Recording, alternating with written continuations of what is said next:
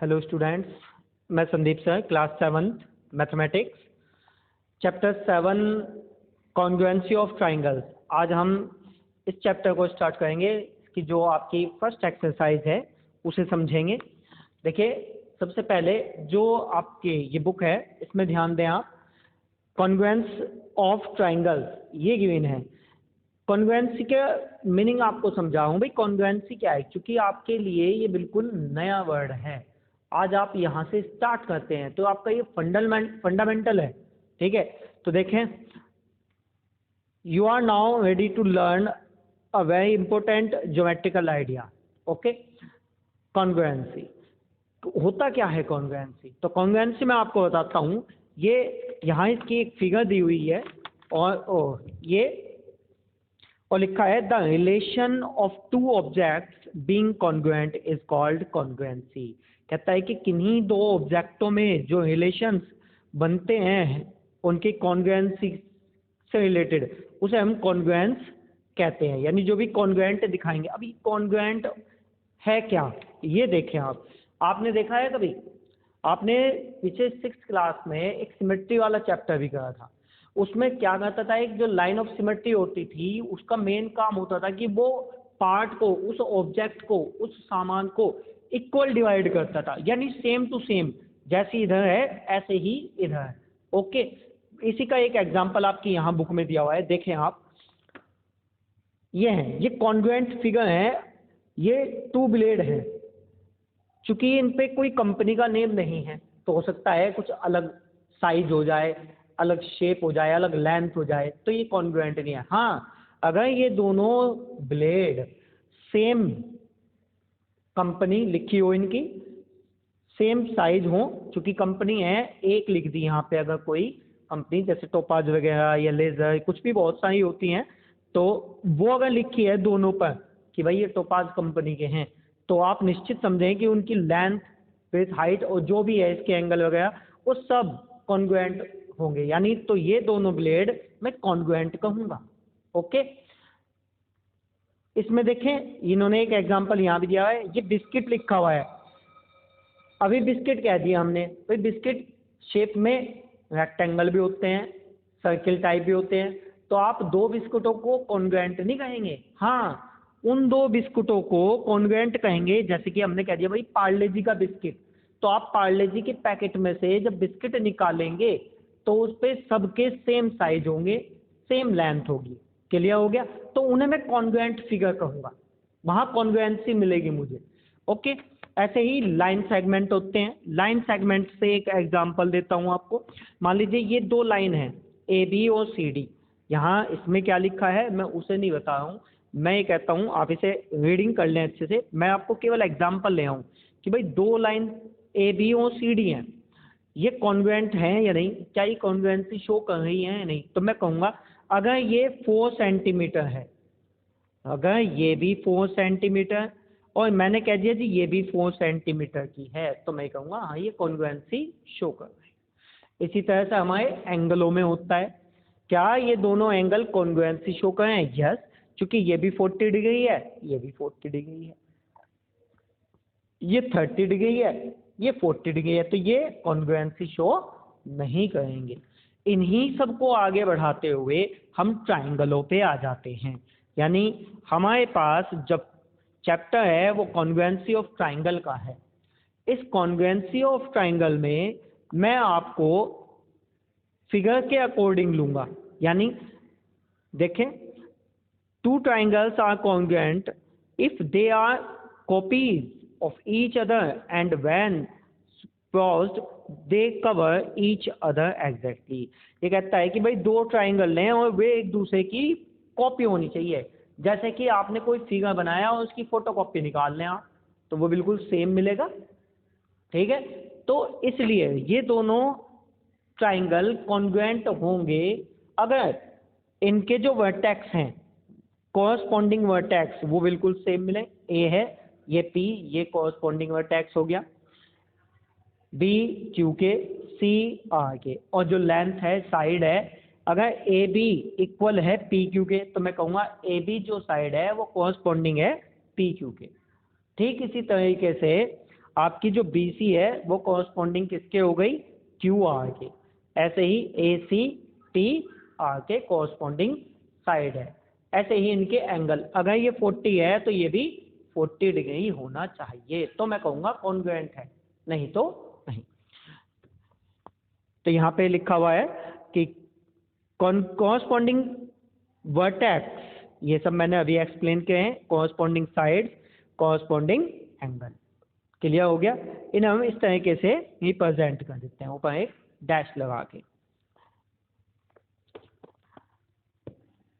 Congruency का जो symbol होता है, साइन, वो कैसा होता है आप ध्यान दें। ये आपका मैं बना के दिखाता हूं। आपके पास जो कॉन्ग्रुएंसी है, जो कॉन्ग्रुएंसी को रिप्रेजेंट करेंगे किन्हीं दो ट्राइंगलों को, तो वो होगा हमारे पास ये इस तरीके से बनता है।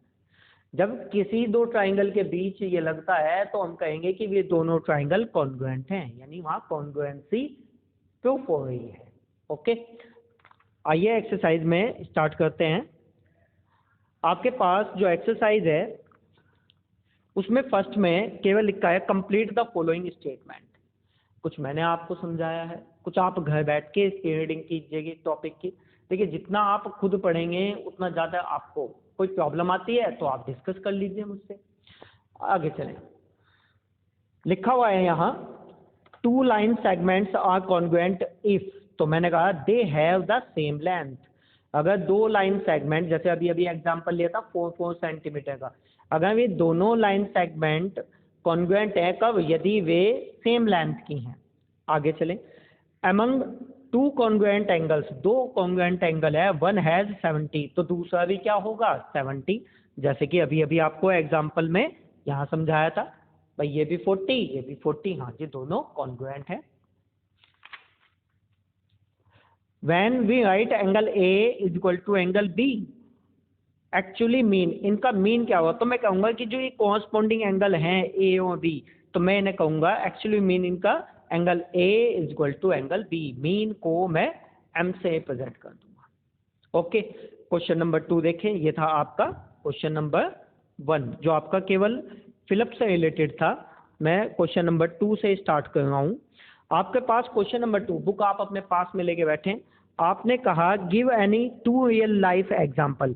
आपके पास आपको देना है आंसर, देखें आप, 2 रियल लाइफ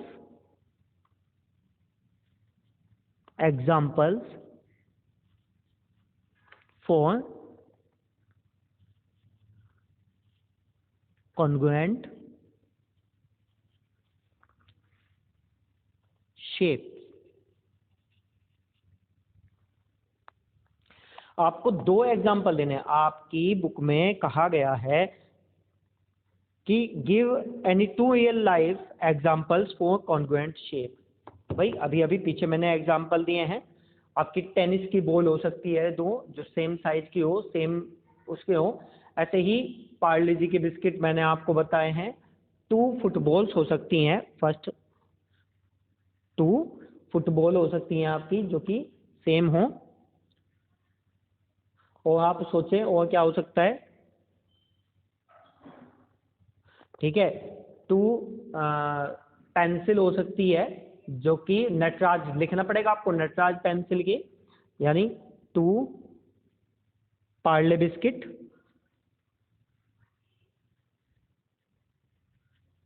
2 पार्ले जी बिस्किट हो सकते हैं आपके। तो ये हम बहुत सारे एग्जाम्पल हैं, आपकी चॉइस है, आप कुछ भी लिख सकते हैं, लेकिन सही जो सब जैसा आपको समझाया है वैसा होना चाहिए। आइए क्वेश्चन नंबर 3। क्वेश्चन नंबर 3 में आपसे कहा है if triangle A B C congruent, if triangle A B C congruent है ट्राइंगल एफ ई डी। मैं दोनों फिगर बनाता हूं। ये है आपका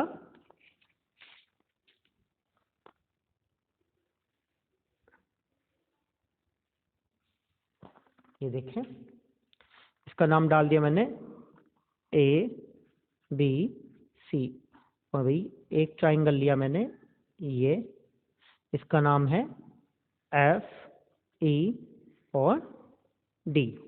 ठीक है जी। ये कहता है कि under the correspondence A B C corresponding FAD, write all the corresponding congruent parts of the triangle। आपको इसके corresponding part लिखने हैं all, सभी। ठीक है, ये मेरे पास में क्या है, ये गिवन है कि भाई ये दोनों ट्राइंगल क्या हैं, ये मेरे पास कॉन्ग्रुएंट हैं, ऑलरेडी दे दिया बुक वाले ने। ये तो कहता है कि भाई इसके जो कॉरस्पॉन्डिंग पार्ट है, कॉन्ग्रुएंट पार्ट है, आप उन्हें लिखिए। तो मैं लिख देता हूं यहां से ही, द बुक आप अपने पास में रखें,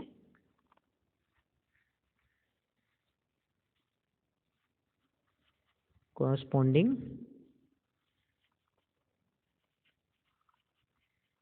कॉन्ग्रुएंट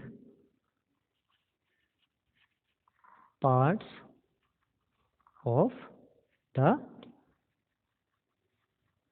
ट्राइंगल्स, यानी आपके जो कॉरस्पॉन्डिंग पार्ट्स हैं इस ट्राइंगल के दोनों के, वे लिखने हैं। तो सबसे पहले आप क्या करें, एंगल पे आ जाइए। फर्स्ट ये एंगल ए लिया, बताएं, चूंकि ये दोनों कॉन्ग्रुएंट हैं, हमें तो दिए हुए हैं, तो ये किसके कॉरस्पॉन्डिंग बैठेंगे, ये कॉरस्पॉन्डिंग बैठेंगे। कॉरस्पॉन्डिंग पार्ट को ऐसे शो करेंगे आप, ए बैठ गया आपका एफ का जी एंगल। अब आ जाइए आप बी पे, बी किसका हुआ बताएं भाई, बी किसका है, ई का। ठीक है, बी किसका हुआ, ई का। थर्ड, क्योंकि तीनों ही ट्राइंगल होते हैं, सी लिया, सी किसके हो गए जी, ये हो गया डी के, यानी बी ये और ये हो गया ये, एंगल हो गए कॉरस्पॉन्डिंग। ठीक है, अब मैं साइड ले लेता हूं इनकी। भाई साइड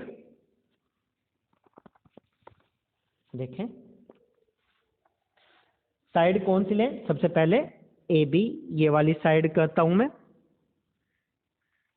जो आपके पास ए बी साइड है वो कॉरस्पॉन्डिंग किसके है बताएं, बिल्कुल सही, इसके हो गया एफ ई के। अगर आपने ये लास्ट के 3 और 4 क्वेश्चन अच्छे से समझ लिए, तो जो नेक्स्ट एक्सरसाइज हम करेंगे वो बिल्कुल ऐसी है। ये आपकी कौन सी एक्सरसाइज थी, ये आपकी एक्सरसाइज 7.1 है। ओके, ये केवल आपको समझाया गया है कि कॉन्ग्रुएंसी का है ये सिंबल है। ठीक है जी, देखें ए बी हो गई, बी सी बताएं जी। हाँ हाँ, बी सी बिल्कुल सही, ये हो गए ई डी, कॉरस्पॉन्डिंग साइड हो गई। बचा क्या, ए सी,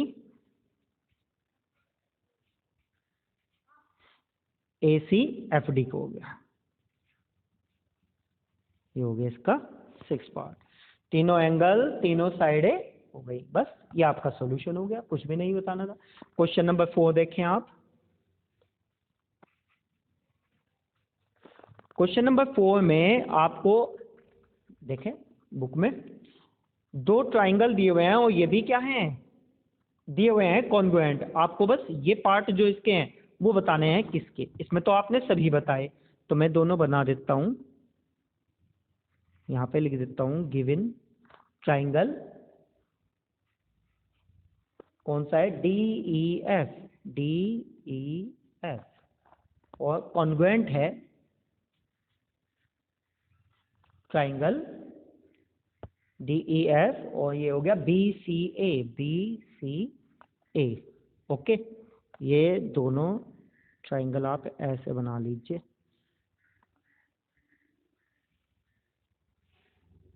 रफ स्केच हैं आपके। ठीक है जी, ये हो गया आपका डी और ये हो गया आपका ई और इसे मैं कहूँगा एफ। ऐसे ही बी सी और ये हो गया आपका ए। फर्स्ट पार्ट है एंगल ई, सेकंड पार्ट है ई एफ, थर्ड पार्ट है आपका एंगल एफ और फोर्थ पार्ट है आपका डी एफ। ओके जी, बस ये बताना है। ये गिवन है, ये दो ट्राइंगल मैंने बनाए हैं, ये आपस में कॉन्ग्रुएंट हैं।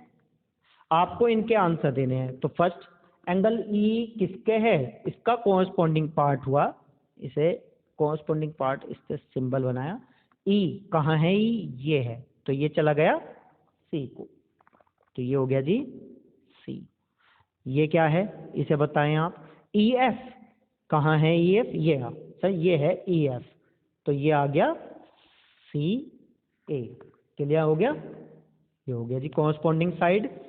सर फिर से एंगल आए, एंगल एफ यहाँ है, एंगल एफ, तो ये किसको चला जाएगा, एंगल ए को।